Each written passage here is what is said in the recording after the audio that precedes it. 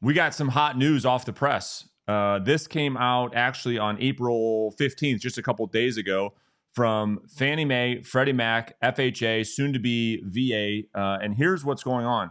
The mortgage industry is coming in and helping the real estate industry adjust how essentially fees are displayed, or how they get contributed in a real estate transaction, to account for the new proposed NAR settlement agreement that will go into effect come here end of July. So I'm going to read this because this is massive news. And then Steve, if you could break this down as to what it actually means for the real estate agents who listen and watch the show.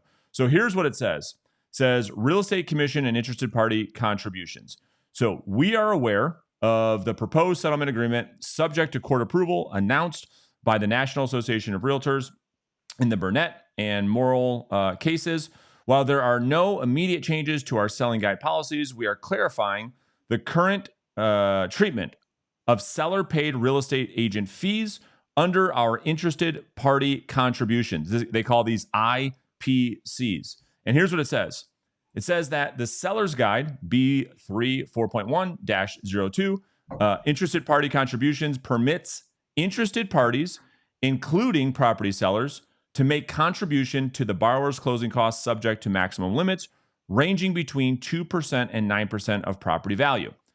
Typical fees and closing costs paid by a seller in accordance with local custom known as common and customary fees or costs are not subject to the IPC limits described in the selling guide.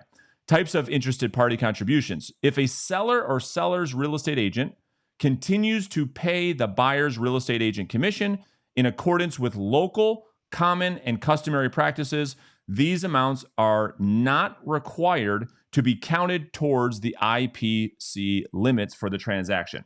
So this is massive, massive news. So tell us, put this into practical terms for us, Steve, is what this means. So the simplest way to put it is that a seller and a seller's agent paying buyer's agent commissions are not going to count toward the typical seller concession limits. So to differentiate the two, so the two numbers really that you said during that explanation are between 2% and 9%. So that doesn't have anything to do with commissions or limits on commissions. What that is representative of are current limits on seller concessions for a transaction. So, and for instance, an investment property purchase is limited to 2% seller concessions. An FHA transaction is limited to 6% seller concessions. And then a conventional transaction is 3% concessions, 6% concessions, or 9% concessions, depending on how much money you're putting down. So that's what the between 2 and 9% represents. And what this statement is saying is that those are all, when you factor in what we call the interested party contributions, a lot of the concern in the real estate industry was like, okay, if somebody's offering to pay this real estate commission through the seller concessions, that limits that seller concession. And then is it worth it for the buyer to have a buyer's agent if they're taking away a concession? A concession is a good thing, whether you're getting free money or hot dogs at a basketball game. Concession is always a good thing when you're on the buying end of a transaction. So what they're saying is that this will not interfere with that concession amount or that concession percentage in any of those transactions. It's amazing. So essentially, the when a buyer writes an offer on a home, they could essentially ask for in the negotiation 3% seller concession to go towards their prepaids and closing costs, and then another 3% for buyer agent compensation, and that would be allowed under this new proposed mortgage update. Is that right? Yep, exactly. Yep. Yeah. So let me ask you this. This is I think where no one has a crystal ball, but everyone's trying to figure out, okay, what's going to be the new norm, right? Everyone's got an opinion on how this thing will go. Some people are saying, well, yeah, I'll have the buyer pay the buyer agent commission just out of their pocket. They'll just pay me directly. Some people are like, dude, that's ridiculous. There's no buyer that would ever do that. They're going to go directly to the listing agent, and they might not need a buyer agent. Some people say, well, it's going to be very similar to how it is now, where a listing agent, Steve, would meet with the seller, secure the listing for the fee in which they charge, call it 3%, not collect the buyer agent commission because you no longer can do that, and then go to the market. Buyer agent submits an offer on the property and says, hey, Mr. Seller, we'll give you X, Y, and Z price, and I would like to get compensated 2 or 3%, of which can be negotiated. So what do you think will be the new norm when these changes go into effect in July? So I think it'll be exactly that. I think it'll be in a section in the purchase contract, which is essentially going to be that agent asking to pay the buyer's agent, or asking the seller to pay the buyer's agent commission as part of that offer presented, which does now make that number negotiable. And I don't know, I've never listed a home or been in a listing consultation before, so I don't know, do you set that? I'm assuming any agent's going to walk into that and say, like, to get the best buyers, we're going to want to have a willingness to pay that buyer's agent to bring them into the property. So, I do think that it's essentially just going to be a new line item, and eventually one day we'll settle on something that becomes the standard. Yeah, I'm 100% in agreement. I've been, thinking about this day and night, right? Trying to educate the agents that I coach and try to get ahead of this for the community to help these real estate agents navigate a lot of their uncertainty. And Yeah. I believe that is exactly what it's going to be. Is that because let me just add one thing, and then you can jump in.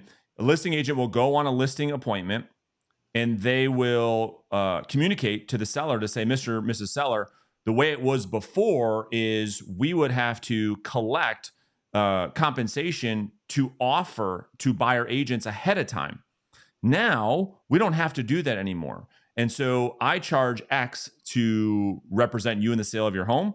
You'll negotiate that between the seller and listing agent. And the expectation you'll set is the way it works now is this. We're going to enter the market, and most likely what's going to happen is we want every agent who's got a willing and able buyer who's willing to give you the best offer on the home. We want them to bring their buyers. When they do and they submit an offer, what is most likely is they're going to ask to get paid. Nobody wants to work for free. Makes total sense. But unlike before, where that was a fixed in number, 2.5%, 3% in some markets, now that buyer agent commission becomes negotiable as a part of the offer. What did you want to add to that? I was going to say, to the fact of there will be a new standard, right? Like there will be a new norm for this. The mortgage industry went through the same thing, and it really it comes to what ultimately happened with the mortgage industry and Dodd-Frank and all that was simply transparency.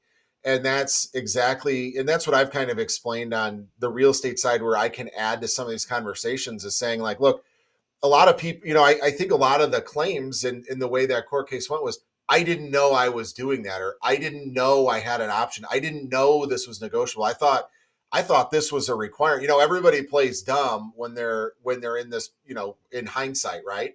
Sure. And so I think it's gonna be another thing where it'll be a new norm, and it's something that's just simply going to become more transparent about the way everybody's compensated. And that anytime there's like a set system for a really long period of time, and that's just how it's done, that always changes, right? So this is just the evolution of the transparency of these real estate transactions. Makes total sense.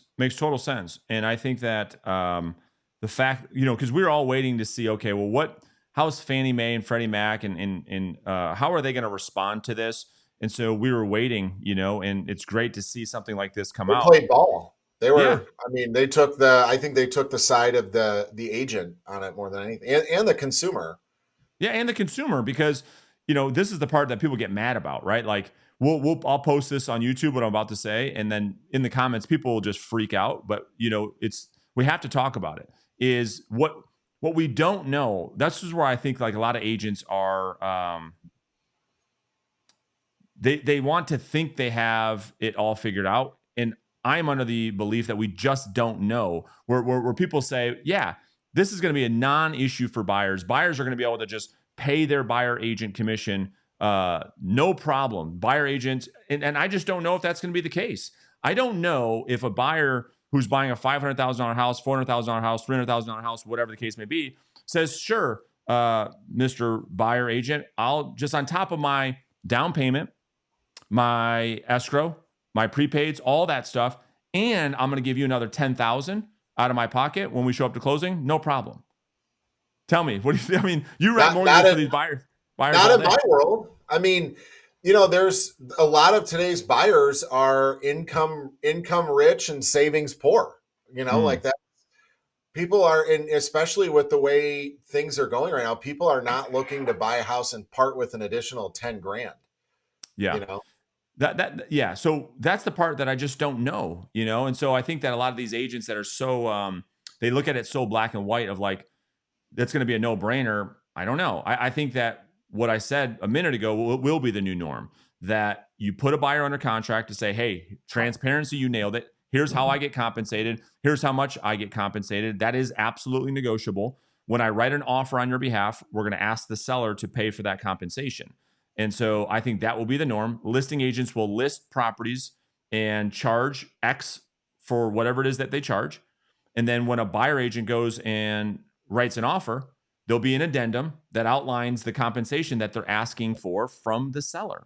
That is what I believe is going to be the new norm. But again, no one has a crystal ball. I just don't know. Because yeah, you see it on the buyer statements all the time. You're having conversations with people around cash due at closing, and it's like always, where are we gonna find these funds? I mean, you're working on the loans, right up until you get your clear to close of like, how are you coming up with this cash?